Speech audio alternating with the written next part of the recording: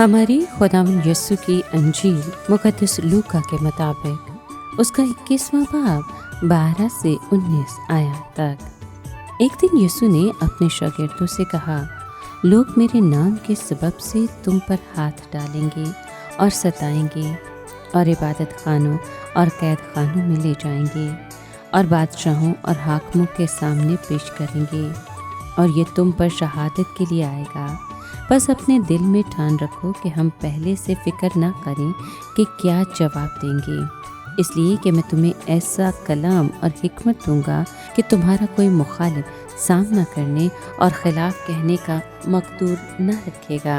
और माँ बाप और भाई और रिश्तेदार और दोस्त भी तुमको गिरफ्तार कराएंगे और तुम में से बाज़ कत्ल किए जाएंगे और मेरे नाम के सबब से लोग तुमसे कीना रखेंगे, लेकिन तुम्हारे सर का एक बाल भी बेगा न होगा। अपने सब्र से तुम अपनी जानों को बचाए रखोगे। पाक कलाम के पढ़े और सुने जाने पर खुदावंद की बरकत हो, खुदा का शुक्र हो।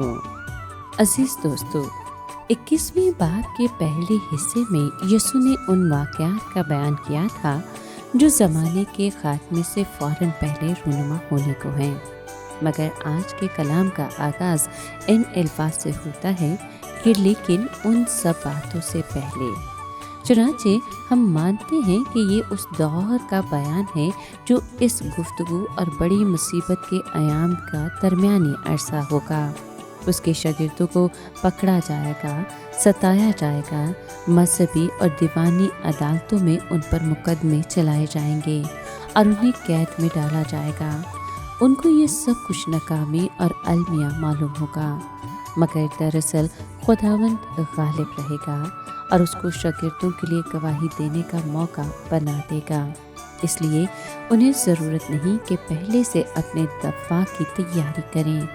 बहरान की घड़ी में खुदा उनको ख़ास हिकमत अता करेगा ताकि ऐसी बातें कह सकें जिनसे उनके मुखालिफ उनका हरगिज़ मुकाबला न कर सकेंगे। जितने लोग मसीह की खातिर सब्र से बर्दाश्त करेंगे और उसका इनकार नहीं करेंगे, वो इस तरह अपने ईमान की हकीकत का सबूत देंगे।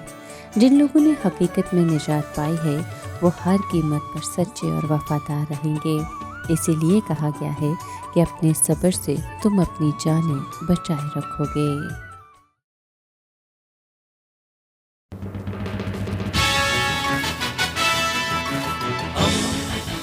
दोस्ती का पैगंबर, रेडियो वेरितास एशिया।